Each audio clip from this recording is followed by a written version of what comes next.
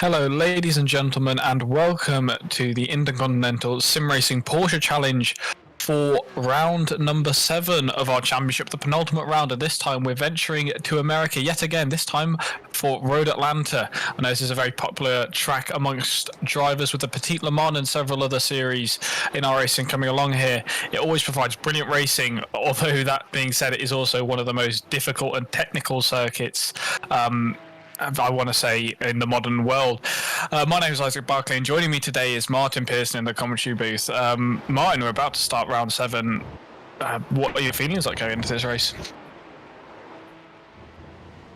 I'm really excited. Good evening, Isaac. Good evening, everybody out there. Hello, Nick and Mikkel, who already checked in on the chat.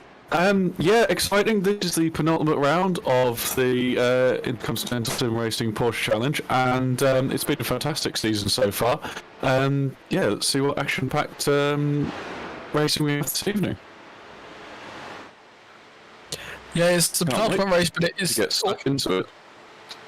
It should be good. We don't have a whole load of cars out on track today, unfortunately. We've only got the 11 entries down from the 23 odd we had last time out at Catalonia. But yeah, it's to be expected. A lot of drivers have got other commitments going on today, both in the real world and in sim racing, which is understandable. Obviously, real world always comes first. But yeah, but as we all know, you only need two cars to have a battle, and a battle is something that we see nearly every time in this Porsche Cup Championship.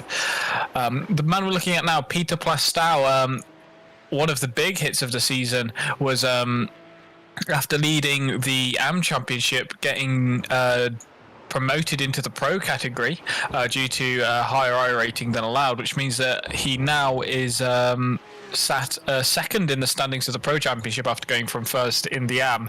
And here at Road Atlanta, he's sat currently in 4th place, which is a lot better than last time out at Catalonia, where he was really struggling to get pace at all within the top 10. Yeah, it was. It was an uncharacteristic round in Spain for Pete Plastow, but no doubt we're back on form this evening. We've had reports that the track temperature is incredibly hot. So these already difficult to control Porsche 911 GT3 Cup cars around an undulating and challenging circuit will, yeah, the track temperature is going to prove to be an extra challenge this evening for our competitors. Well, and the Porsche Cup cars not having traction control or ABS, making them just that extra little bit more difficult to drive, but all the more amazing to watch as they slide and slither their way around the corners. And due to the low aerodynamic properties of the cars, it means that they get to follow so closely, and whilst they're practically going sideways through the corners, nose to bumper, it's just an incredible feat to watch, both in sim racing, and if anybody has the pleasure to go and watch them in the real world, I would highly recommend it.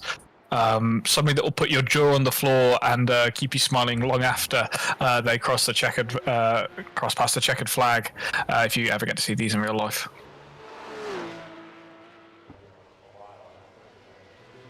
Not long left now. Flat 6 Porsche sound, naturally aspirated. Sorry, a bit laggy this evening. Carry on, Isaac. I was going to say not long left now of free practice. Just 2 minutes left before we go through into our 8 minutes of qualifying. 2 flying laps, the same that you would see in any of the official series. No, I was saying official, 2 flying laps at 8 minutes, which will then decide the starting order for round number 1, and then race number 1, and then race number 2, our second of 2 20-minute races. We will have a reverse grid top 10, which always brings a bit of spice, and with only 11 cars here today, it means that all but one cars will be involved in that switch around, so it's all important at this round more than any other that you're not in last.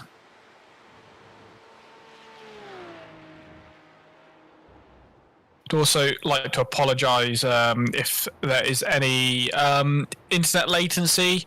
For some reason, the Discord of the ISRC DV teams is messing up. Let us know if it's just us in the few servers that we've tried, or if it's a more broad issue. As yeah, we've always shown a little bit of lag, and yeah, if we have some robot, we apologise. It's a little bit out of our hands at the moment. Yeah, one of the vagaries of online racing or doing anything online, unfortunately, is you are at the hands of the internet gods. Mikhail Dubois in chat is Lithium Motorsport team member and supporting Lucian Milowski.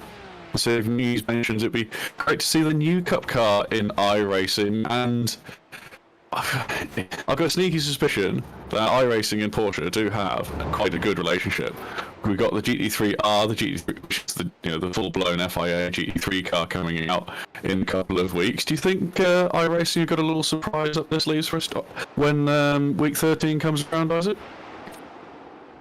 I mean, I'd be surprised in a good way if we see another Porsche coming. We're obviously getting the GT3R, like you said, at the end of the season, and if we also manage to get the 992 Cup car, then that'll just be cherry on top of the cake. Already, like you were saying, as Miguel was saying, the extra downforce the new Cup car has is ridiculous. I'm sure if any of you watched in real life any of the support races for the Sebring 12 hours this year, the Porsche Cup cars, or at least the new gen ones, were going, I think you might be able to correct me on this, Martin, but only a second or two slower than GT3s, which for a Cup series is ridiculous, but it didn't take away from the fact that it was really, really close racing the entire time.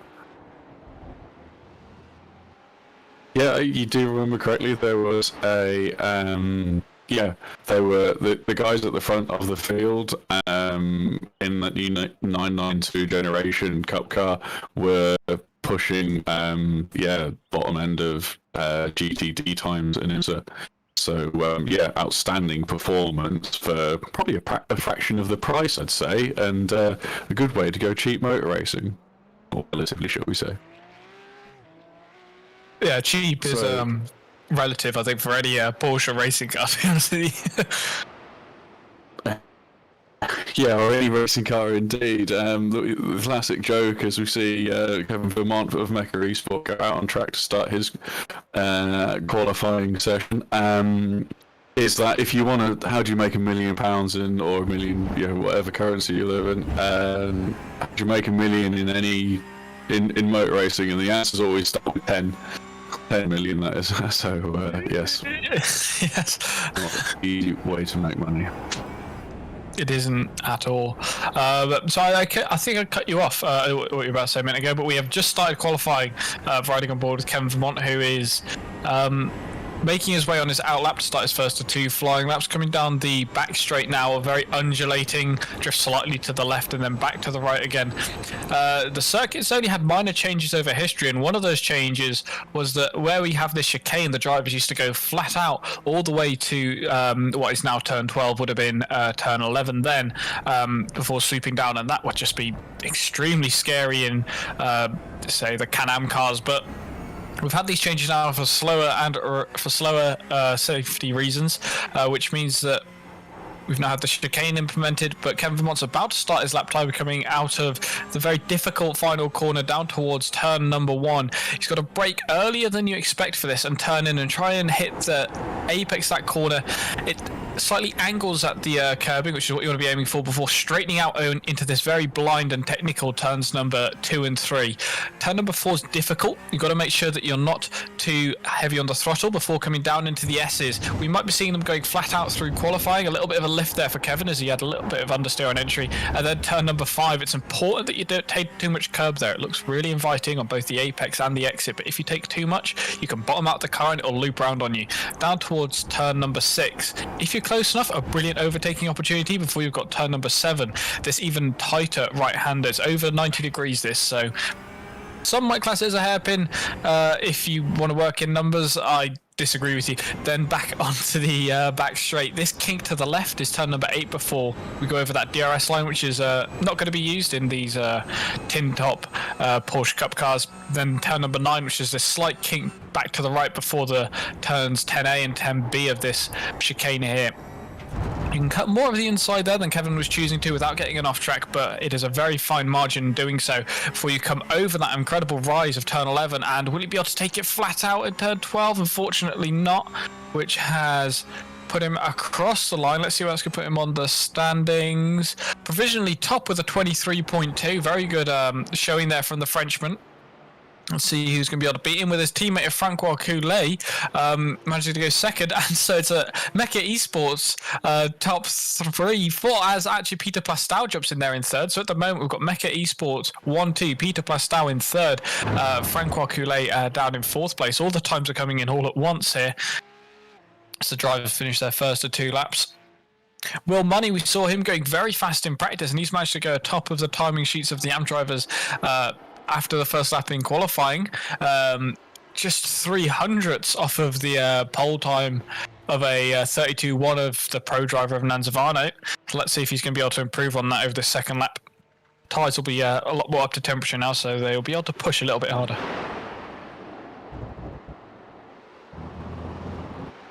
So you can see on screen, we've got the drivers setting their laps, and a little new addition to SDK is you can see the sector bars moving along, so you can see when the driver's coming to the end of one of the 4 sectors on this track. Should be a good indication of whether the driver's going faster or slower, and when they're about to cross the line, just like this man, David A. Glass. He comes across the line and goes to the top of the timing sheets. First driver into the 22s, and Kevin Vermont, who sets a time just after him, isn't able to improve. So at the moment, we've got David Glass in his second showing of ISRC on provisional pole position. However, we've still got the big guns of Luke Chmielowski to set a time, and Nanzavano goes ahead and wipes the floor with it. 22.5, going 3.5 tenths faster than David Glass to secure a provisional pole position. Although we are yet to see, I believe, the most pole positions of any man. This man, in fact, Luke Chmielowski, he's set his first flying lap. Decided to go a bit later than everyone else, 22.6, and now that the tyres are up to temperature, I wouldn't be surprised if we see him drop down, possibly into the definitely into the low 22s, and maybe into the high 21s. Let's see what we'll be able to do over the next minute and a half of racing. Yeah, certainly an outstanding lap there. Luke set. What was he? He was 4 hundredths off Nanzavano, and that was on his first flying lap. So you'd think that he'd be a little bit quicker on his second lap.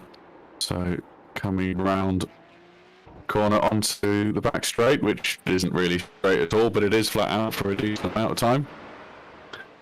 Getting up to terminal velocity around this fantastic 12th corner Road Atlanta circuit.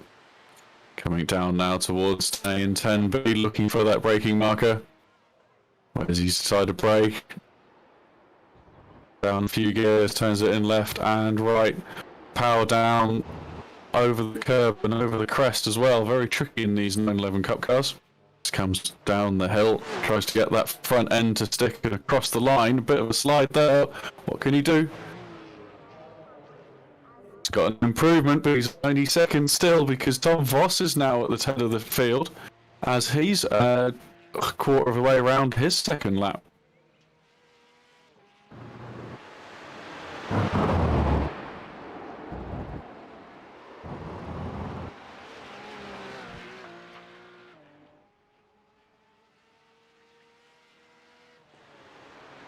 Tom Voss will be looking to go a little bit quicker again.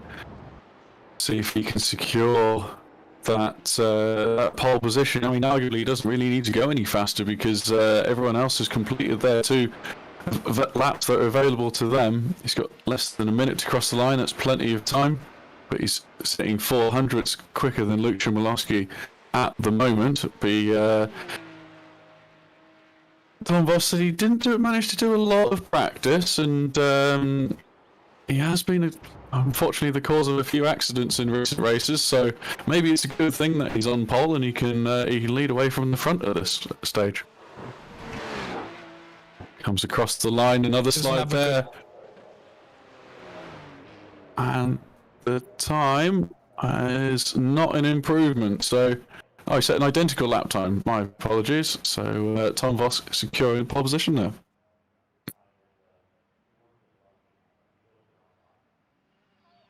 Congratulations to the Arvensis racing driver for securing his pole position. Tom Voss doesn't have a good reputation whenever he starts from the front row of the grid. He always ends to go backwards, whereas when he's starting in the places which seem unattainable, to get a win from is where he seems to shine the most and go through and get the win. So now here we have our starting order. Tom Voss for Avensis Racing is starting on pole position with his full season championship rival Luke Chmielowski starting in second place. It's been a very intense qualifying battle between those two drivers over the first 6 rounds of the season.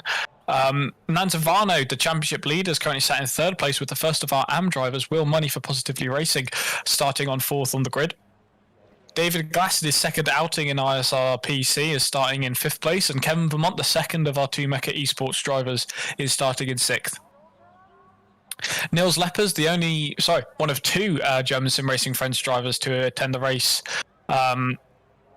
today, starting in 7th place with Francois Coulet in 8th. Peter Plastow, who we spoke about earlier, starting in 9th place, and Dennis Pickbrenner being out-qualified by his amateur German Sim Racing Friends compatriot, starting in 10th place with Evelt van Kreuschen, who was starting on the back row of the grid.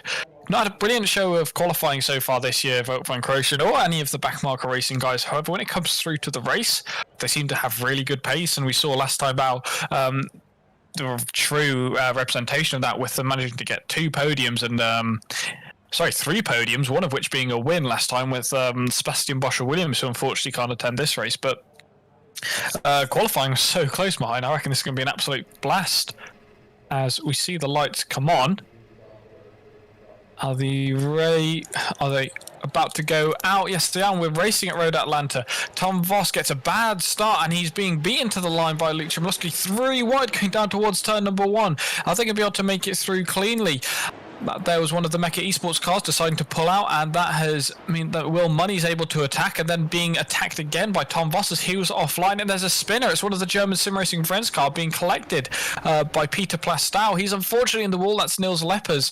That might be the end of his race, it looks like, but Luke Chmielowski, after the first couple of corners, is leading, and Kevin Vermont, after a good qualifying effort, has just had a shunt in the wall. It looks like he might have lost that himself. It'll be interesting. See if we can get a replay of that. But now David Glass is trying the best he can for second place, trying around the outside of Nanzavano, but in doing so, he wasn't able to stick and has allowed Will Money to pass up the inside and move the front starting AM driver up into third place after just half a lap. Frantic stuff at the start there. Brilliantly called, Isaac. I mean, yeah, strange to see Kevin Vermont go off by himself, and unfortunate that Neil Leppers ended up with contact with the wall. But we got now Will Money down the inside of Nanzavano of Mecha Esport into 10A. Last of the leg breakers. Let's see if you can get the nose tucked in there. Plenty of space given. Brilliantly done. Getting the power down. But this is a fantastic gaggle of 4 cars. As I think that's that's Avensis Racing's Tom Voss going up the inside of David Glass there through the final section.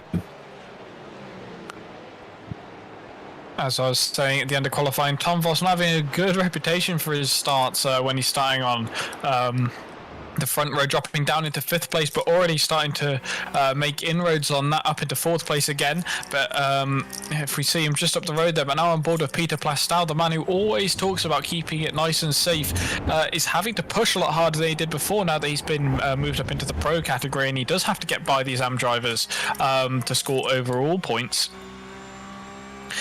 Which means he's now going to be driving a lot more aggressively as he makes his way down into turn number 7. Not close enough to make a move, and getting a bad run out of the corner means that David Glass is going to have the run coming out down to the chicane. And here we're going to see the slipstream effect from these Porsche Cup cars, because there isn't a massive amount of aero, and it's just a solid hole they punch in the air. They're not able to close up as much as you'd see in say a Formula 1 car or the Formula prototype style vehicles, but it does mean that they can follow a lot closer through the corners as they don't have as much aero wash.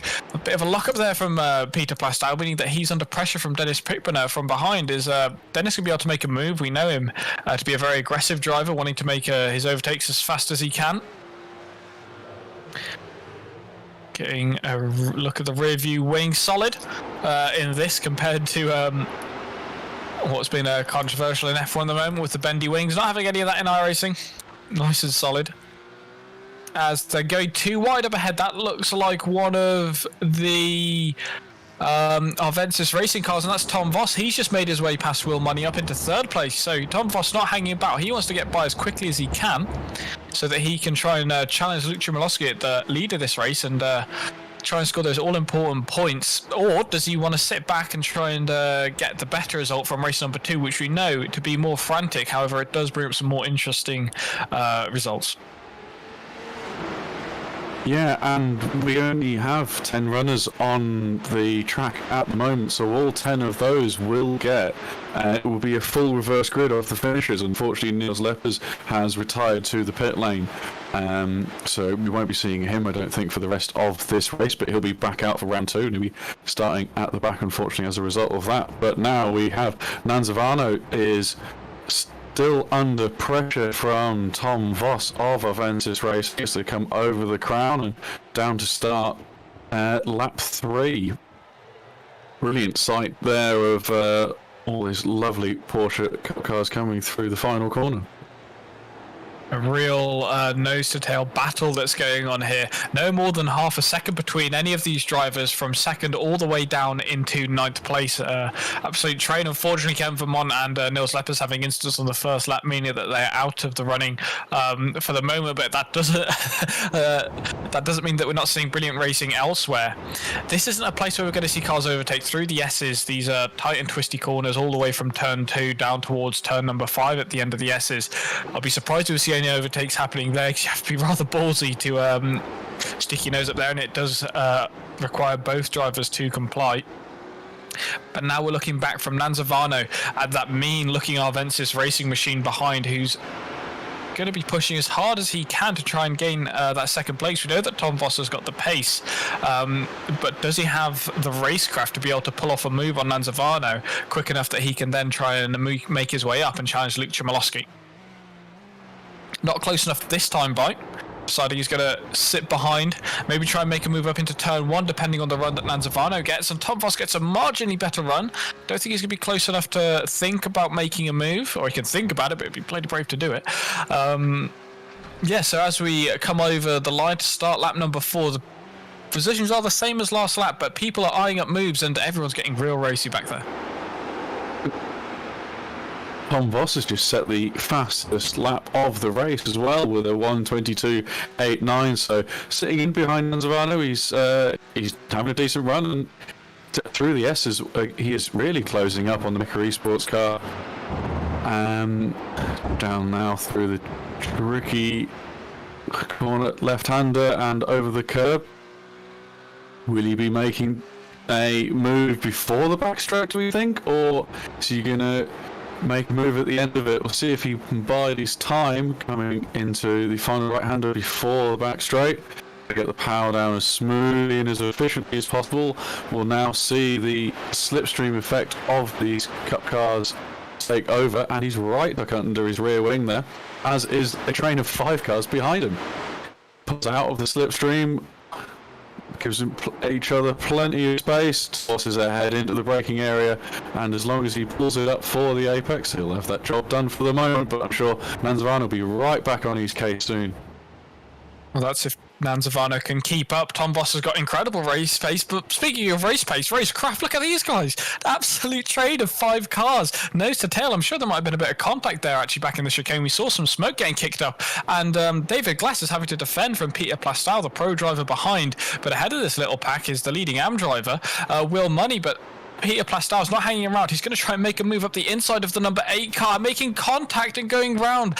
No, what's happened there? He made contact with the rear quarter panel of David Glass and unfortunately spun around from that at the same time. Totally unrelated. Will Money went straight on, misjudged the braking zone, meaning that David Glass has now been promoted 1 place up into the lead of the AM category, but it's not all over for him yet because he's under pressure from Dennis Pickbrenner, who is trying it up the inside into turn number 6. Yeah, all action there as well, and Francois Coulter went off track as well, so fantastic move. We have David Glass now ahead of Dennis Pickbrenner. Sorry about the pause there, a little internet issue. Yeah, fantastic move up then to the right-hander there before the back straight, as they're now side by side towards 10A. David Glass has got his nose slightly ahead, and Pick Brenner lets him go this time round. But as you can see, there is not much of a gap between these two cars at the moment. So they plunge down through the final corner. Easy does it, and through on another lap, and Tom Voss again has set the fastest lap of the race, 1:22.77. So that was 8 tenths quicker than Luke Chomolowski at the head of the field, but Luke at the moment has a 3.5 second lead, so that's going to take a little while to come down in the remaining 9 minutes we have here at Road Atlanta. Saying that's a big gap, but no gap is too big for Tom Voss. He's one of the fastest drivers out on the grid when it comes down to race pace. I think Luke Chomolowski, this is the first time I think that Tom Voss has really truly had the pace over Luke Chomolowski in qualifying, but when it comes down to race pace, I think Tom Voss is your guy, and it has been the last couple of laps. He's just setting blistering lap after blistering lap after blistering lap, setting fastest lap of the race last time by his Dennis Prittbrenner has gone off. Maybe make a bit of contact there with Will Money. We saw those battling just a minute ago, but that means that Wout van Krooijsen, who we were talking about earlier about that race pace and just able to keep it clean, look where it's got him now. He sat all the way up in 6th place after starting on fifth place after starting last on the grid. And this is what backmarker racing do. They're backmarkers at the start, and then they come through out of nowhere and get some pretty insane results. Yeah, and you can see from the pictures, he's got a clean racing car. So no, he's doing a very good job. Be interested to see if Will Money can close up on the back of him as Luke Chomolowski responds that time around. So Chomolowski now has the fastest lap of the race, 4 tenths quicker last time round on over Tom Voss. So these guys trading fastest laps at the moment. It's a shame there's not a point for it in the championship. Would have been definitely spice things up a little bit more. Perhaps it's something we can look at in the future. Yeah, they must have heard me saying about how Tom Voss has got the race pace slightly over Luke Chomolowski, and Chomolowski just wanted to prove that wrong as he goes and sets the fastest lap. The race, like you're saying, 4.5 tenths faster of Tom Voss behind, although Tom Voss is being put under pressure by Nanzavano, who is just 7 tenths behind him. Things are starting to settle down a little bit. The train of 5 cars, after having a little coming together, means that they were means that this field has spread back out a little bit. A couple of battles going on here and there, but in this brief moment of relaxation, I'd like to welcome into the commentary box David Penner. David, how you doing?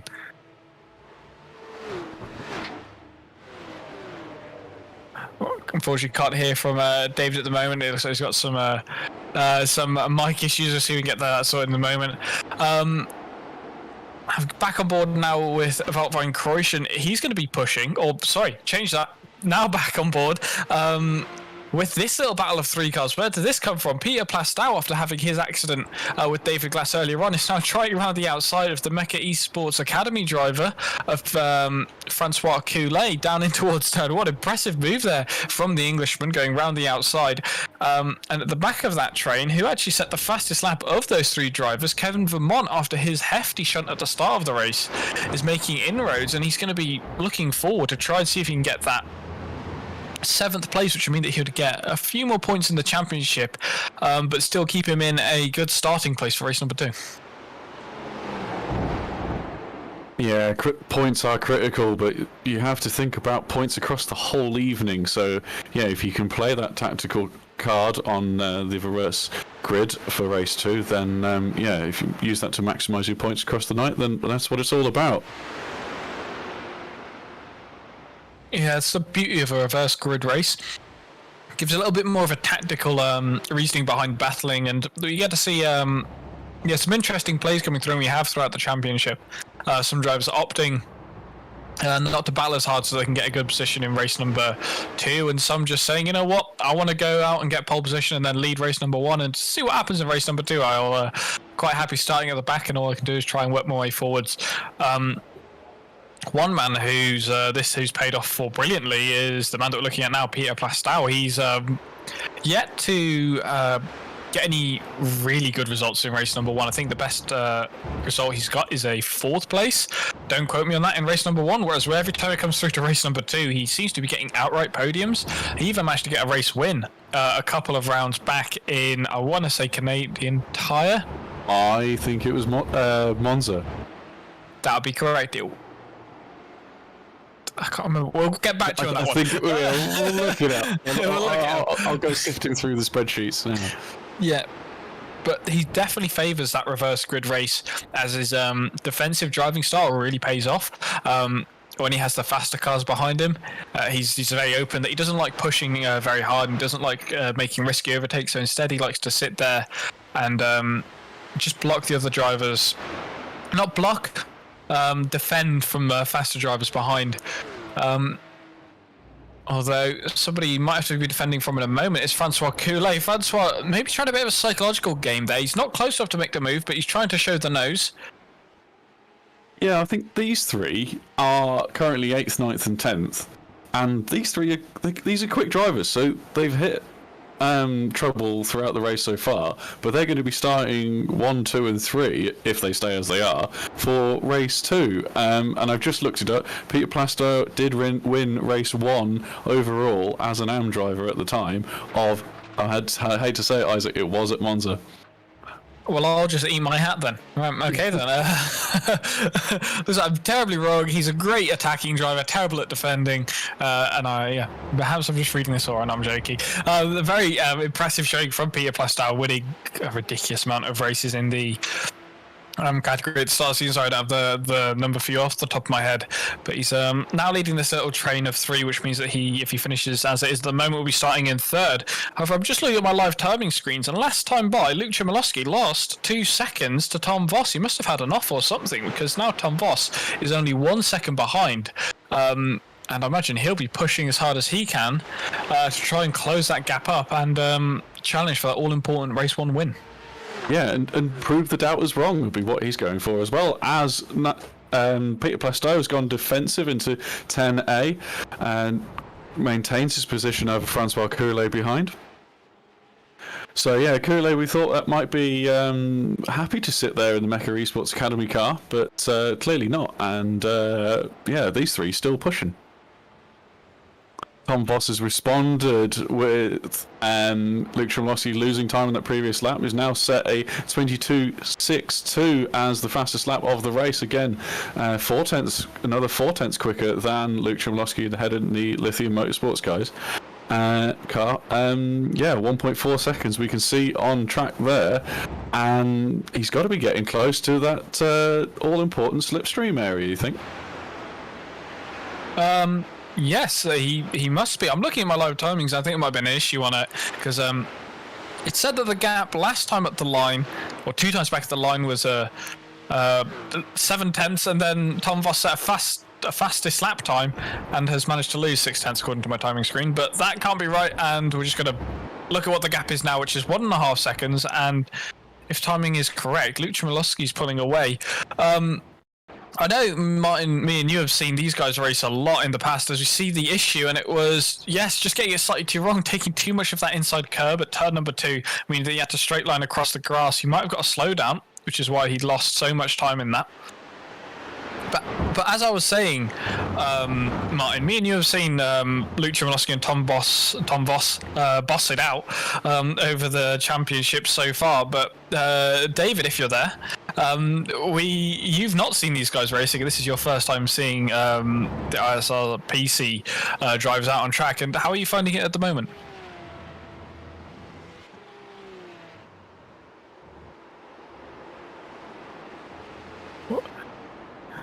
Unfortunately, I'm having some more mic issues. We can see that David's mic is lighting up in Discord, but we can't actually hear him. So we'll get there eventually. David, if you're able to try and fix that out, maybe for the start of race number 2, we'll be able to get you in with only 1 minute and 20 seconds left. That means that the drivers will have 1 more lap. Sorry, I'm wrong. Again, I was looking at the iRacing times instead of the race time. They'll have 2 more laps left in the race as they come across the line to start the penultimate one at the moment. As we go back to... we take a look at the incident for Niels Lepers at the start. Looks like he got highly congested, and unfortunately he was spat out to the left-hand side. Unfortunate to see that happen, but he'll come back for race 2 and yeah, make his way up the field as we've seen before, no doubt. No point quitting with a reverse grid race for race number 2, because anything can happen. You know you're not going to get that. You know you're not going to get a decent starting position if you're outside the top 10. You're going to start in the same place that you finished in. However, it does mean that you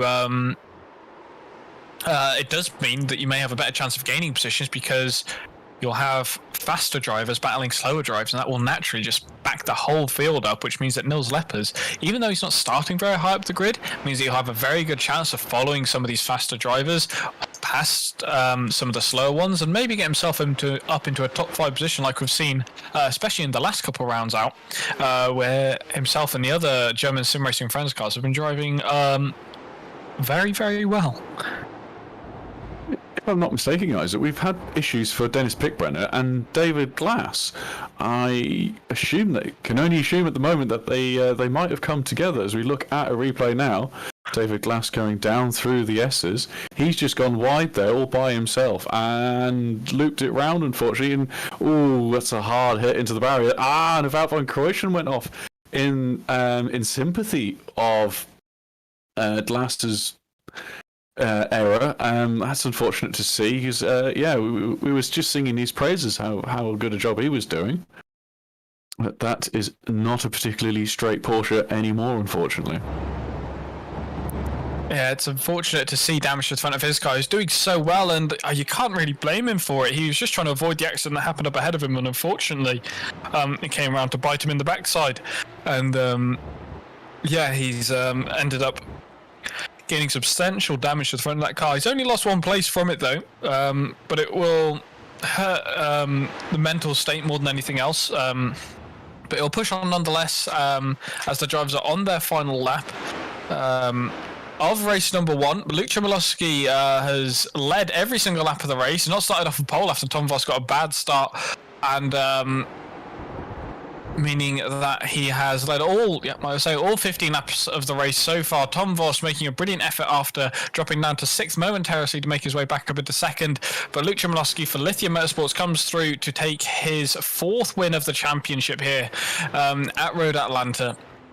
Chmielowski winning the race. Tom Voss setting fastest lap just behind him in a final stitch attempt to pass him, with Nanzavano finishing 3rd and Will Money winning the AM race. And Will Money coming through the ranks very well.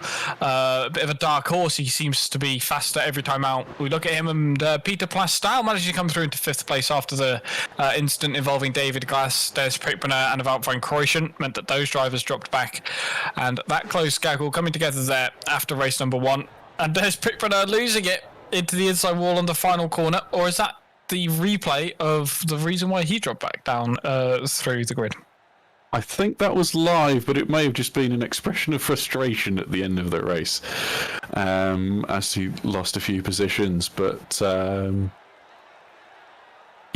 fantastic racing there, and it definitely paid off to keep on going. We saw Wout van Krooijsen come through the middle of that final pack as a result.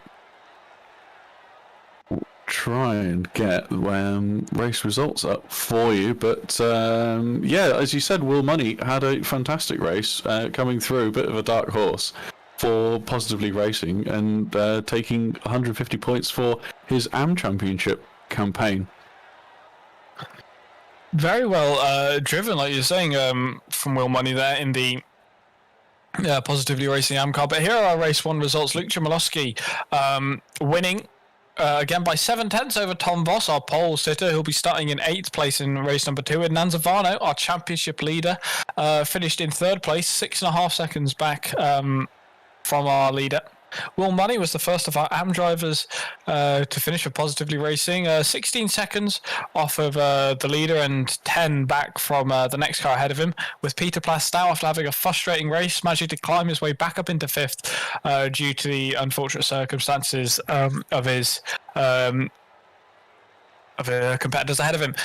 Francois Coulet and Wout van Krooijsen finished in 6th and 7th respectively, with Kevin Vermont after his lap 1 incident down in 8th place. Des Pickbrenner, the first of the 2 German sim racing Fred's drivers, down in 9th. David Glass will be starting on pole position for race number 2 after unfortunately having an accident on the penultimate lap of the race. He'll be starting on pole, like I just said, and Nils Leppers, who finished in 11th place after retiring on lap number 1 after a heavy incident with the inside barrier at turn number 2. Thank you very much, Isaac. So, I just had a quick look at our points leading into the round, and Peter Plastow, we'll start at the top. So, Nanzavano is at the top of the overall charts with 1,455 points. He has an over 200-point lead over Peter Plastow on 1,248, who only has a 48-point lead over Luke Chmielowski. So, Chmielowski will have got 150 points in that race, and with Pete Plastow finishing 5th overall, because you take into account the AM competitors for the overall championship for our pro drivers, he will have dropped 39 of those 48 points that he was leading Chmielowski by. So we could see a change for 2nd position in the overall ranked championship in this 2nd race, depending on how it goes. Well, this is it. It's the first time since the start of the season that we've seen a possible battle at the front of the championship points. Like you were saying, Nanzavano, who's led rather commandingly, even though he's only got 1 race win. Top of the standings, but somebody who was atop of the standings this entire race since the start of the race after managing to pass Tom Voss is Luke Chmielowski. Luke, congratulations on your win in race 1. Thanks a lot. This was our last time venturing out into America in this championship, and we've decided to go to, well, at least it's my favourite track in the Americas, Road Atlanta. It's very difficult and technical in most cars, but what's it like out there in the Porsche Cup? It's like, especially at those temperatures, it's really, really hard. I was struggling with the front tires, although it was okay at the start. The end was like I was really struggling, and Tom was catching me. I don't know by how many tenths per laps, but it was really tense. So quite hard. Yeah, it was definitely intense watching from the commentary box as you two traded fastest laps throughout all of that. We saw you making a uncharacteristic mistake in the middle of the race. What caused that? Was it just slightly too much inside curve, which caused you to go off and run straight on at turn 2? A bit of I wasn't focused enough. I have I don't know why, but since practice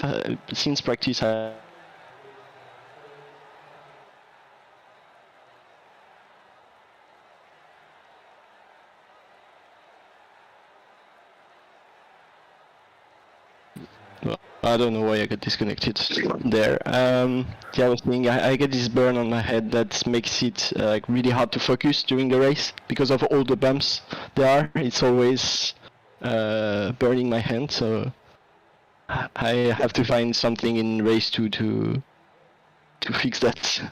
Oh yeah, well, it's a shame to hear that you are battling a physical issue in race number 2, but I guess it's a little bit more realistic, I guess you could say, as close as you see in real life. But if you want, we'll let you step away so you can try and find something to try and help your hand, that burn you've got. But congratulations on your race number 1, and hopefully we'll see you at the top again at race number 2. Thanks a lot, guys. Thank you very much. That was Luke Chmielowski, Lithium Motorsports driver there. Sorry for the little disconnection there. It was on Discord side. It looks like that they might have just sorted out their server issues, or fingers crossed they have. So apologies for that 5-second little cutout there. It was out of our control. As we're going to welcome into the commentary box for Positively Racing and getting his, I'm going to say, 3rd win in the AM category. Will Money, congratulations. Cheers. It's actually my 2nd, but I don't know. I got quite lucky with that one, I think, because the 2 Dan Glass and Iru span in front of me the 2nd to last lap, so I got quite lucky there, I think.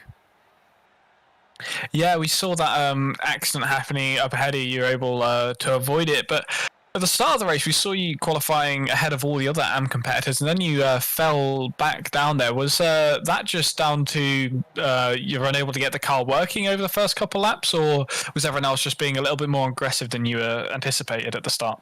I made a mistake going up to T2. I was trying to reduce my brake or push my brake bias a bit more forward because the rear was sliding a lot, and just kind of missed my braking point. So I had to go straight across and then let everyone go because I had to slow down. Oh well, unfortunately didn't catch that on stream, but it's interesting to hear how you dropped back and then able to make your way forward. Martin, I like putting you on the spot. Have you got any questions for Will after race number 1? Yeah, well done. Isaac's complimenting you with saying it was your 3rd win, but yeah, correct. Second, well done. Second win. Sorry, my mind's got absolutely blank. So, Positively Sim Racing, you've been doing many events recently, and how they've been going? I haven't actually done that many. I think my brother may have done a few more, and some other of the guys, but I've been quite quiet. My main focus has been this, really, and then just doing other stuff in the real world. Fair enough. Very good. So enjoying the track this evening then? Yeah, I really enjoy Road so I think it's a great track. Not enjoying the temperature, but that's what we get given, so... That's what you got to play with, I guess. Yeah. So you'll be starting, I think, 6th or 7th, I think it'll be 6th place you'll be starting for race 2. How do you think your strategy going to... What approach you're going to take into that race? I think I'll probably let Tom, Luke, and Nans go and let them work their way through the field and just see what happens. I'm pretty happy with a race 1 win, and now I'll just try and get the best result I can in the second race. Try and pick up the pieces that fall onto your platter, sort of thing. Fair enough. Sounds like a good strategy. And trying to keep the rear tyres intact. Always essential on a Porsche. Yes.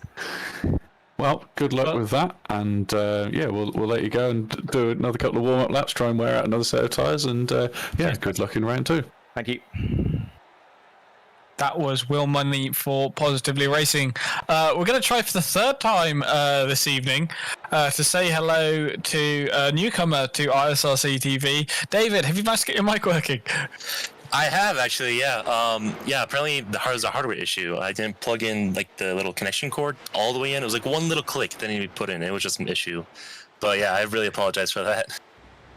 No, it's totally fine. It's all right. I've done some fairly ridiculous things. The amount of times that I've tried to commentate and then realised that I've been deafened in Discord is beyond funny. And I'm fairly sure I've said some good things in that time, but you know, But they're no one lost. will ever know. They'll never know. I could just say I was saying something. I'm the new John Hindhaugh, practically. But David, it's your first time coming out here, seeing these Porsche Cup cars out on track. And what have you taken from it so far after the first race? Yeah, I saw a bit of the race there. Yeah, I mean, like I said, I mean, what I was trying to say, not like what I said, what I was trying to say was I never driven the Porsche Cup car ever in the service, so I have no idea how these cars are, but I know that the Porsche Cup cars do not like curves at all and stuff like that. With Atlanta, it's really not much of straights at all, just mostly curves and bends. So I know it can be really can be pretty unstable for a driver. So I'm just really impressed on how some of these people are just keeping it so stable and just be able to make all of these really fast lap times. So it's just really impressive so far that I've seen. It is indeed impressive to see the drivers handling such a difficult circuit, like a mini Le Mans. I think I said that a couple of rounds back at Canadian Time as well. But there's not mini Le Mans, mini Nords. We see a lot of mini Nords. And next time we're out at the full Nords. But we're about to start race number 2. David Glass will be starting on pole position of the AM runners. Dennis Pickbrenner in 2nd place. Kevin Vermont in 3rd. Wout van Kroosjen will be starting in 4th place. Hopefully we'll be seeing him get a better result than he did in race number 1. Francois Coulet will be starting in 5th place with Peter Plastow in 6th. Will Money, our AM winner, will be in 7th place with Nan Zavano, Tom Voss and Luke Chmielewski rounding out the top 10. And then Nils Lepers, after his unfortunate accident in race number 1 at turn number 2, will be starting from the last position on the grid as we are ready for the lights to go out. Ready for the 5 red lights. Here the engines rev up and we're racing for race number 2 at Road Atlanta. Bad start for David Glass, checking up, making 2 cars going on the grass. That's a Mecha Esports car. pole position all the way down in 6th, just before turn number 1. Dennis Pickburner benefited massively from that, and he's now up into the lead. And Wout van Krooijsen as well, another driver who's benefited from that, up into 2nd place after the first couple of corners as they stream their way down towards the S's. Peter Plaslau's managed to make his way up into 3rd place, and Nanzivano, after starting in 8th place, is now up into 4th. So that unfortunate start there from David Glass, getting way too much wheel spin, has meant that all the drivers on the left-hand side of the grid have got much better start than those on the right, and that's why we're seeing such peculiar positions after the first half a lap. But someone who we better keep an eye on in this race, Tom Voss, he's managed to make his way up into 5th, and he's going to push like we know that he does, and with the pace that he does, I'm sure that we'll be seeing him make his way up towards the top 10 after the first couple laps. Yeah, David Glass definitely going to be kicking himself after that little start there. Probably just a little too much wheel spin, honestly, there, and that just held up all the other drivers, and that allowed Tom Voss, Nanzivano, Krooijsen, Peter Plastow, and Dennis Pickburner, which is our leader right now, able to get so many positions and was able to get such a great benefit off of that start. Indeed, Dennis Pickburner being the main beneficiary there to make his way up into 1st, and Peter Plastow making his way by Wout van Krooijsen. But if Wout won't mind that, he's leading the AM cars at the moment, and he's got a healthy gap of a second and a half to the next car behind in the AM class of Francois Coulet. But Tom Voss at the moment is all over the rear end of that Mecha Esports Nanzivano car. We've seen these two battling last time out in race number 1, and it was a bit of a dogfight, and I'm sure we're going to see it again, but ramped up on adrenaline here for race number 2, as Tom Voss is going to try it around the outside, making his way down towards turn number 6. Is he close enough to do it? I don't think so. The corner's a lot more cambered than it looks, and Nanzivano's able to hold his position at the moment, but they're about to go onto the back straight, and Tom Voss is sat right under the rear wing of that Mecha Esports Porsche.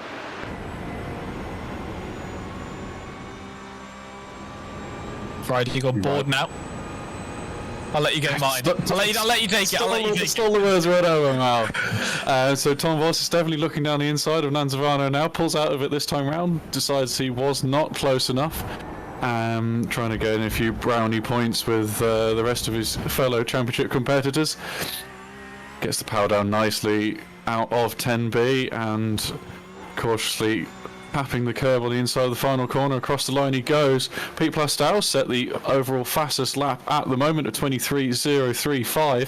Fantastic work from him. We got into the mid-22s in race 1, so plenty of time still left in the bag, depending on how the track develops. But we saw Tom Voss take a lot of curb there at turn 3.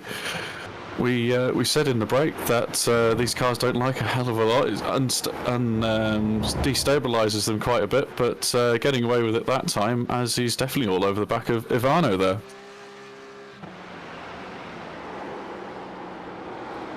Yeah, so far Tom Voss has just been really trying to get the benefits, but with all these curves, he's not really able to really catch up too often. That's pretty hard difficulties of overtaking zones, honestly. It's coming to the last little chicane bit, and also like the turn 1 and turn 2 little complex there is probably the most of the better of the overtaking spots, but with the back straight, trying to benefit off that draft, but I don't think it's just being enough right now. He's just going to be going into the line behind Ivano there, so he's going to try to keep on making that pace up. But so far what I've seen, Tom might be able to do this because he is definitely one of the fastest drivers that I've seen so far, with Dennis actually losing a little bit of pace. He was up about a second of a gap to Peter, but now he's about half a second right now. So I'm not sure, maybe got a little loose possibly, but maybe he's not able to get the same pace as the guys behind him. But so far, he's been able to hold the lead for about 4 laps now.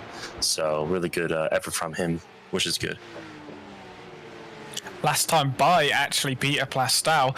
The reason that gap closed up so much was Plastow set the fastest lap of the race, breaking into the 22s, Martin, actually smashing into it, 22.7 there from Peter Plastow, so he's able to close the gap up. And now Tom Voss, we saw this last time by, he was trying it on the outside, now looking up the inside, but he's not close enough to make the move stick, and can't get into the head of Nanzivano up ahead to try and force the mistake. It's not happening. And so this train of 4 cars, the back of it, Nanzavano and Tom Voss are actually very close, although Tom Voss and Nanzavano are closing up slowly on the cars ahead, as their pace is marginally better than the cars up ahead of them, and they're also benefiting a lot from this draft making their way down the back straight compared to we're getting a 4-car draft, whereas the cars up ahead only have a 1 or 2 car draft. As Wout van Kruijsen's going to try up the inside, coming out of 10B, got a very good run and is able to make his way past Peter Plastow, who last time by set the fastest lap of the race, meaning that after 5 laps of racing, Wout van Kruijsen is sat in 2nd place, and in all of those antics, Peter Plastow has dropped back and is now being pressured by Nanzavano behind. He's trying to do all that he can to hold it. Tom Voss finding the gaps, showing his nose and sticking his move up the inside. They're making his way up into 4th place, also moving. And just look at that one little mistake there. From Plastow, allowing Wout van Kruijsen to make the move, and it's led to that 4 cars back. It's ridiculous how much of a butterfly effect one little mistake has. Yeah, fantastic stuff. And as now Tom Voss will be looking to make further inroads on Plastow and see if Plastow makes a similar mistake out of the chicane this time round. Riding on board now with Chmielowski, we were expecting him to make a little bit more progress through the field so far. Nearly, 6 minutes into our 20-minute race as he's forced to the outside of Kevin Vermont. Coming into the braking area, he is ahead at the moment, but doesn't have the favoured line. He does now as Vermont takes the wise approach and backs out of that move, and Chmielowski through into 7th place. Not making up positions as quickly as he would have liked there from the Frenchman, Fluke Chmielowski. Somebody who is starting to make his inroads, Tom Voss making his way past Nanzavano, who is, dare I say, the quickest of the competitors around him, although the quickest man last time by was Tom Voss, setting sorry, he wasn't. So I was looking at the fastest laps there. Croatian was fastest last time round with the 22.9. Doesn't compare that favourably with Tom Voss's overall fastest lap with 22.5, so he's turned up the wick very early as crikey, the battle going on here. Yeah, we just had a lead change actually. Looks like Kruijsen, I do not know his last name, my apologies, actually went to overtake Dennis there, but it looks like Dennis has just really lost actually 3 positions so far on about a couple of turns, so really bad section there for him. But so far, Peter Plastow is right on that gearbox, and he's looking for the dive towards the outside. Not the great line through here, but let's see if he can stick it.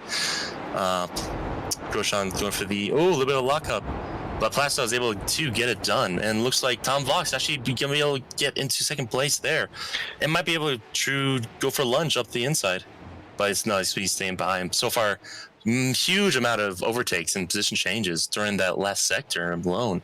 Amazing stuff. Yeah, we thought it was all expanding out and everyone was having gaps, but how many cars we got? We've got 5 cars within a second now, and Chmielowski another 3 or 4 tenths behind them. So an absolute gaggle, as Matt Malone might say. That was definitely, I think possibly might have seen Dennis got actually a slowdown, so that made him lose 3 positions there. But right now, Tom Voss already up to P2, and then Plastow P1. Already huge amount of places made up by both those drivers, so we're very unfortunate for Dennis, but we still have got about 10 minutes left into the race, so he still might be able to make up positions, but Plastow is going to try to run away with it. Plastow's going to try, he may, but it's not good enough at the moment. Tom Voss is going to make a look up the inside, coming down into the chicane of 10A. Is he going to be close enough to make a move? Well, he is close enough indeed. He's actually ahead by a fraction going down towards the braking zone there. Peter Plastow is known for his defensive driving. Looks like he's not able to defend well enough from Tom Voss, and that's put the Dutchman up into the lead of the race. So that's the Avensis Racing driver of Tom Voss up into the leaders. Further back, Nanzavano is trying to make a move on our previous race leader. There's Piprina. I've got a car off. It's Luke Chmielowski's able to hold it. Yes, he is. I don't know how he managed to keep a hold of that, and not only keep a hold, but try and make a move. Yes, that's Peter Plastow there. I wonder what happened to him. He's gone from second place. He's going to drop all the way back down into near enough last. This is 8th place, 9th place now for Peter Plastow after just half a lap. He must have started coming together there, which we didn't quite catch on screen, but it's all kicking off now. But Nanzavano's got his work cut out of him, because not only is he trying to battle past Dennis Pitbner, but he's also got to defend from the very fast Frenchman of Luke Chmielewski behind, although fast doesn't naturally mean that you're going to be able to get by easily. Proven there, Chmielewski gets on the inside curb and has lost 2 places and is now back where he started. Yeah, I think Chmielewski shoved his nose where it wasn't welcome there, and Ivano was more than ahead and took his racing line, and therefore Chmielewski backed out of it. Good to see him back out of it and not make any contact, but unfortunately see him drop down the order, as he's now under pressure from David Glass into 10A and through 10B. Glass not making it stick that time, but yeah, Pete Plastow, I think he ran wide at the turn 1, and as competitive as these guys are on this circuit, yeah, dropped all the way down to 9th position. Yeah, I was looking at him with the rundown coming to turn 2. He just went a little too wide and got those tires onto that grass and just hooked it and just kept on going like you would see at Lime Rock. But yeah, huge heartbreak for Plastow, going from P2 all the way down to P9, which is just really terrible to see. But Tom Boss really, from P9 all the way to P1 already, and he's already got a 1.5 second gap between there. So really good stuff out of him, making up those positions, and just seeing as he is in the clean air, he's just able to really run away with it now. But just huge, unfortunate case for Plastow there, and also with Chmielewski as well. It looked like a little bit of netcode, but definitely was a unfortunate of try to do a little dive there. So not really much of a benefit there, but really good stuff that we've seen alone with these 2 laps just exploded, and it's just awesome to see. It is, and speaking of exploding onto the scene, Nanzavano trying up the inside, locking up. It wasn't pretty, but it made it work. He managed to make his way past Dennis Pitbner for German sim racing friends. He's now up into 3rd place, and he'll have his iron sights set on the leading AM driver. Can't believe I'm saying this. Wout van Krooijsen is leading the race of the AM drivers. So congratulations provisionally to him. I don't want to congratulate him. There's 7 minutes left. Isaac, hold on. It's the race isn't over yet. Although that being said, Wout has got a 3.5 second gap to Francois Coulet behind him. We just see coming into shot there. Sorry, so 1.5 second gap. My bad. As Peter Plastow's having more problems, and he's dropped it coming out of turn number 3. Oh, that's absolutely heartbreaking to see. I mean, he was behind Chmielewski, who we alluded to in between the 2 races that he'd lost a lot of points to, and he's going to lose even more to now. So as Will Money is sending it up the inside of David Glass through onto the final, almost a bit of contact there, well avoided by the Positively Racing car with the yellow mirrors. Absolute drag race as they come down to the braking area for 10A and 10B. But yeah, unfortunately, Peter Plastow might actually relinquish 2nd place in the overall championship. But as they're into the braking area, still side by side they go, all the way around 10B A and 10B as well. Will Money get the power down a bit better? He does as they come over the crest. And Niels Lepers is right behind them, ready to pounce on David Glass now as well.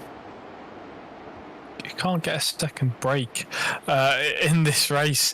The Porsche Cups always seem to provide the best racing you ever see. I'll keep on saying it time after time again, but you make one mistake and all of a sudden you're being attacked by 5 guys, and we saw it several times here, both with Peter Plastow and with Dennis Pitbner. One mistake's lost them several places, and just because the field is so close and compact together, and that's exactly what we're seeing up here for 2nd place. Nanzavano tried to get past Wout as quickly as he can. Last time by, Nanz setting the fastest lap of the race, 22.5.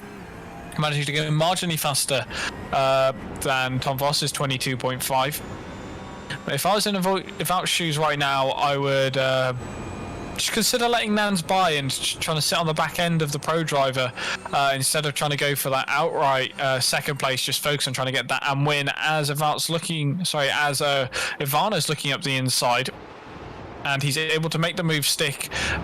Clinical move compared to his all four-wheel lockup on Pickburner last time by, but that's now put Nanzavano, the French driver for Mecha Esports, up into second place ahead of the third place driver, Backmarker Racing, and just at the back of that pack, there's Pickburner for German Sim Racing Friends.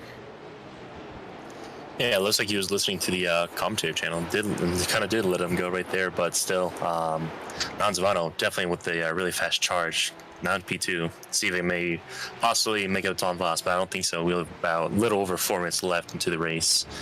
We'll definitely see it. But this 3-car fight for the second spot is really, really cool. And also seeing that AM driver in this fight as well is something that really see that. He's a pretty fast AM driver.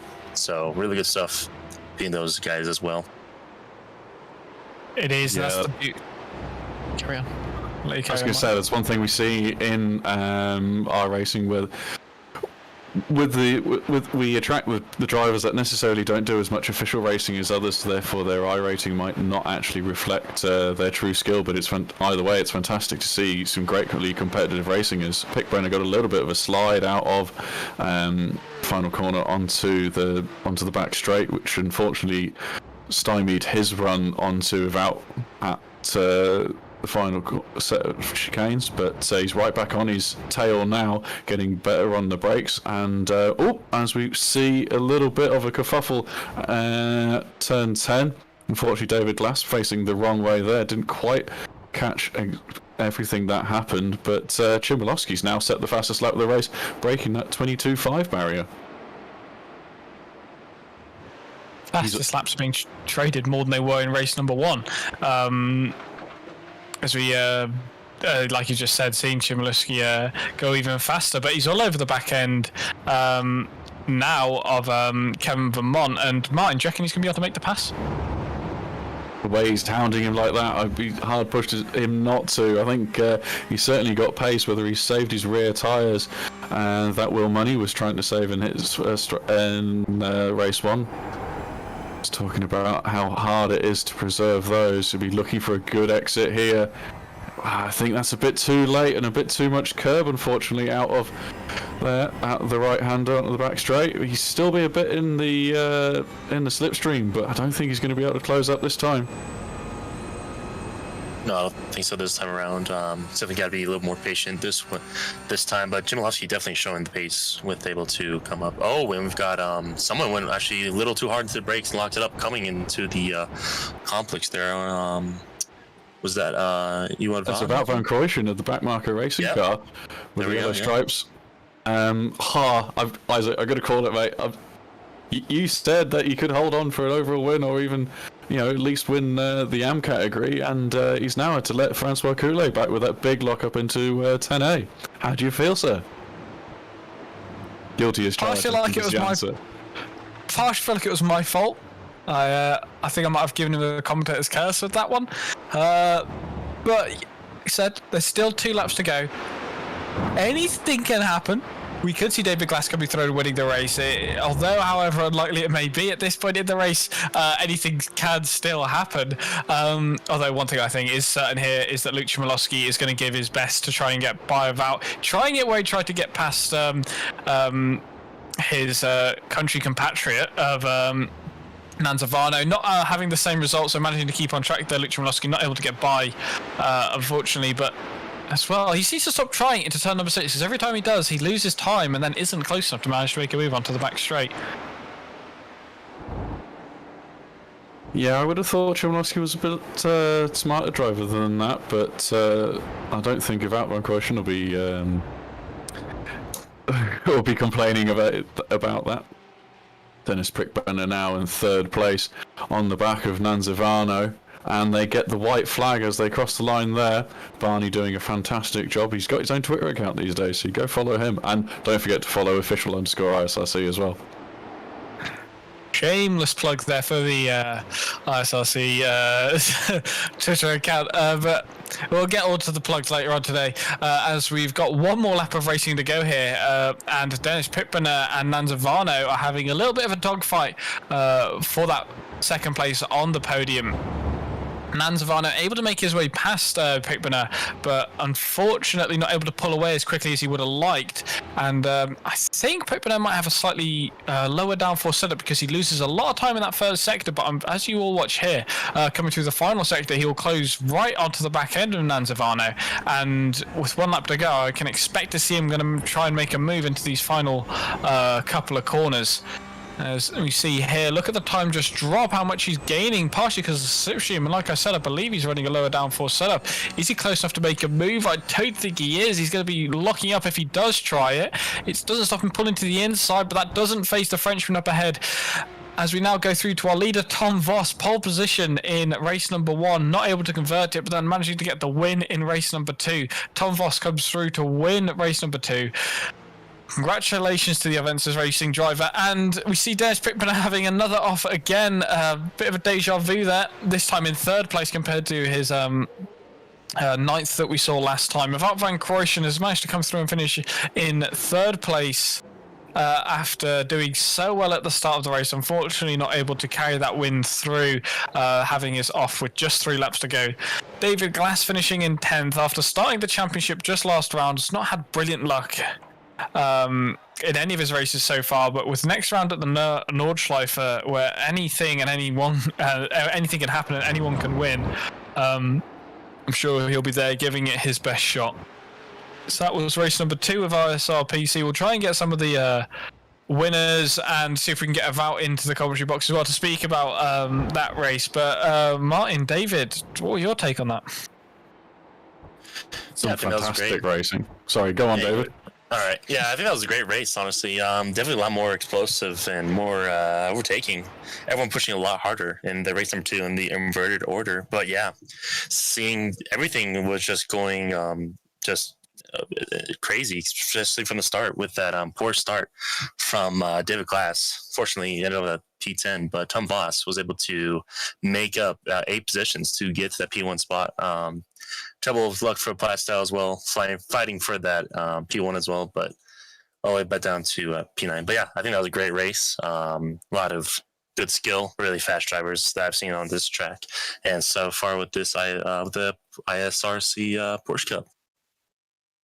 Yeah, fantastic racing. Yeah, we saw it expand and settle down for half a second, and then it all exploded again. That was absolutely brilliant stuff. So we had Tom Voss for Avensis Racing at the top of the podium for race 2 from Road Atlanta, round 7 of ISRPC. Followed 4.5 seconds behind him was Nanzavano for Mecha Esports.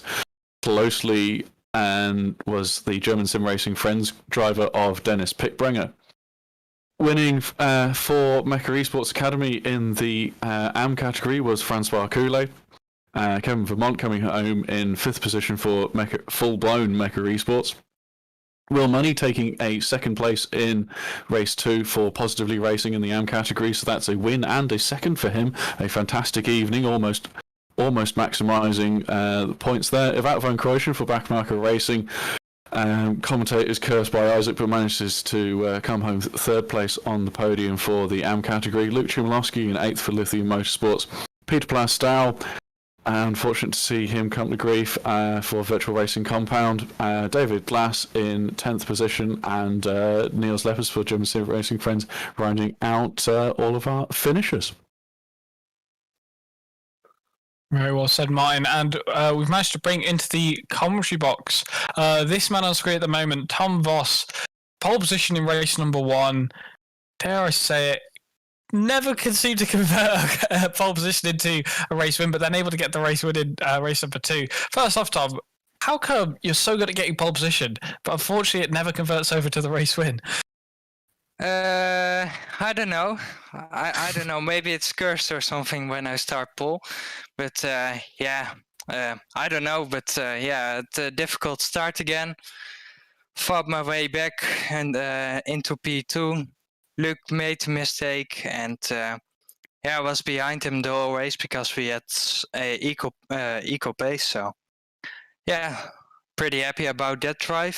Second drive was also pretty funny. Some guys didn't even get off the grid in race 2. And I was going into the grass and I thought, oh my god, this is not gonna end well. But at the end, it was fine and made my positions and came up in P1. But yeah, it was pretty difficult because I had less straight line speed compared to the others, so made it pretty difficult. But when someone made a mistake, I could go for it, and I did it. There we are. We heard it from the man there, Tom Voss, after his race 2 win, saying about just trying to capitalize on people's mistakes as like you say, it was a very competitive field today out there. We didn't ask Luke this question, but in the past, Luke has been known to do hundreds of laps of practice. How much practice did you do for this race?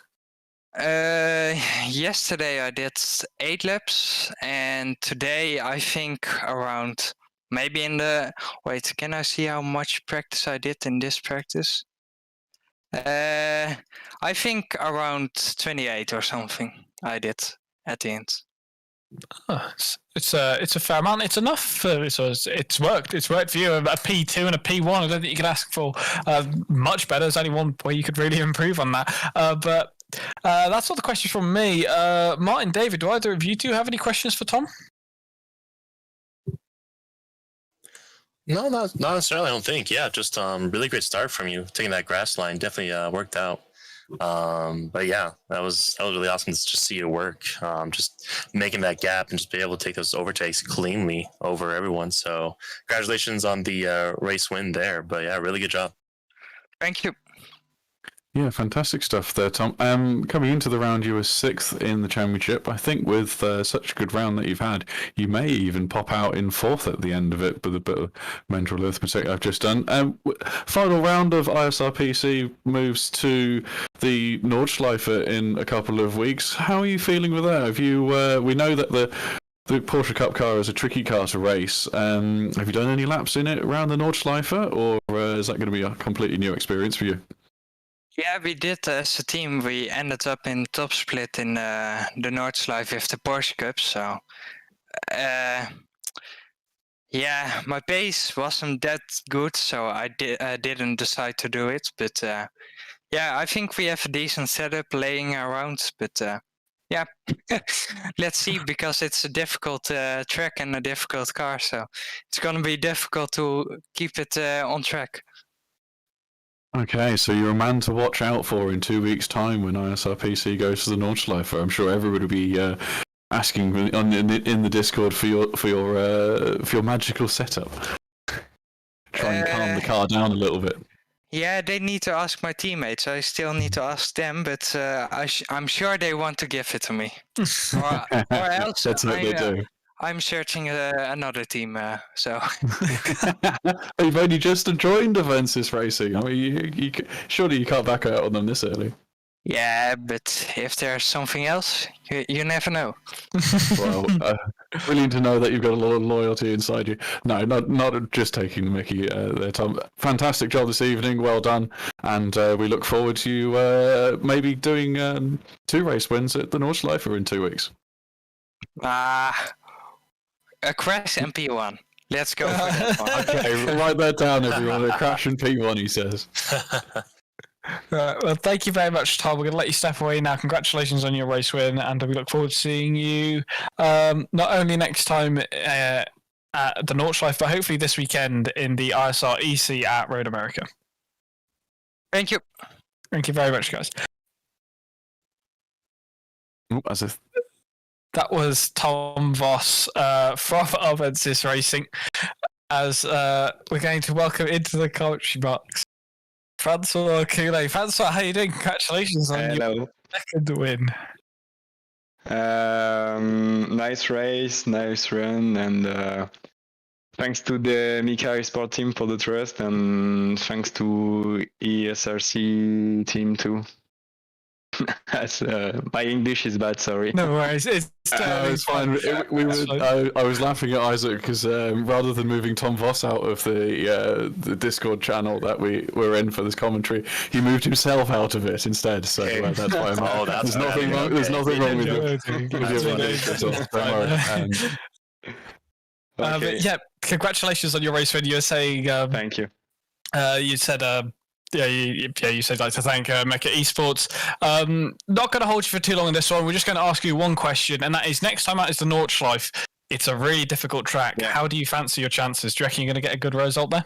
I know the track a little bit, but I don't practice in the Porsche on this track. But maybe I will train hard and I will do my best.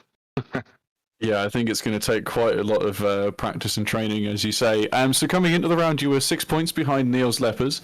Yeah. I can't quite remember what happened in the first race, but you've certainly gained quite a lot of points over him in this second race. How do you feel about potentially being a championship leader in AM?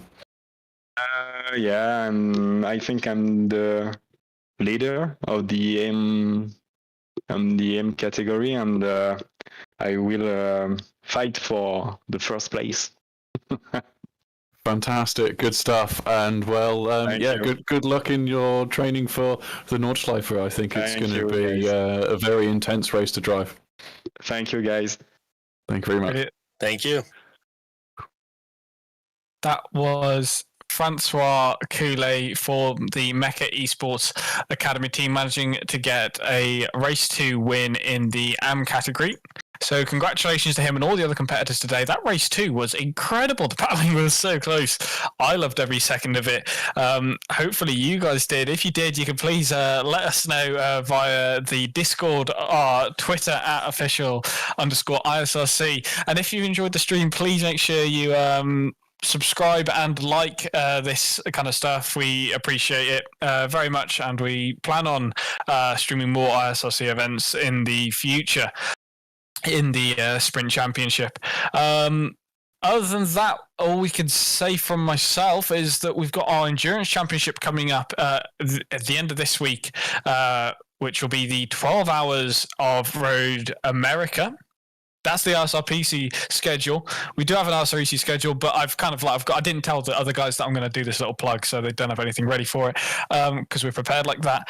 Yes, we do have Road Atlanta in Road America. Sorry, at the end of this week, there's going to be 54 cars out on track, both in LMP1, LMP2, GTE Pro, and GTE AM categories, and that'll be streamed over at Two Ravens TV. So if you guys want to go and check that out and see some epic battling over the course of 12 hours, then make sure you go and check that out. There'll be links in the Discord, so please make sure you join that and you'll be able to find yourself there. And we do have one spot left if anybody wants to enter it for our championship. It's £25 entry, and you'll get yourself, might know them for this, I believe 76 hours of racing with that, and you'll get yourself, there's a 6-hour practice session every day the week before the race, so make sure you get yourself signed up to that. I've got one space left. Live stewarding, paint pack, livery, decals. Yeah, broadcasting, as we said, with Two Ravens TV. It's going to be ISRC Season 1 was absolutely fantastic and finished with 24 Hours of Le Mans in April. And this one is going to be even bigger and better. We've got a fantastic 8-round season that takes us up through to the start of December. Very well said, Martin. Make sure you don't say the 24-hour Le Mans too loudly, or the FIA will come break our knees, I guess. 24 hours of around some French track, I'd say. 24 de baguette. Yes, indeed. And speaking of that, ISRC may be organising a 24 Hours of Le Mans in next weekend. Yes, I'm going to say that it's the 5th, 6th of June. So have a look in the description below. There will be a link to our Discord. Get involved, sign up, and we'll see you there. It's just a bit of a replacement for iRacing not turning up to the party, unfortunately. Dude, so from myself and all the other guys at ISRC TV, thank you all very much for watching. My name has been Isaac Barclay. Martin Pearson, David Penner have also been the other commentators alongside me. Thank you all very much for watching. I hope you all have a great evening, and ta-ra.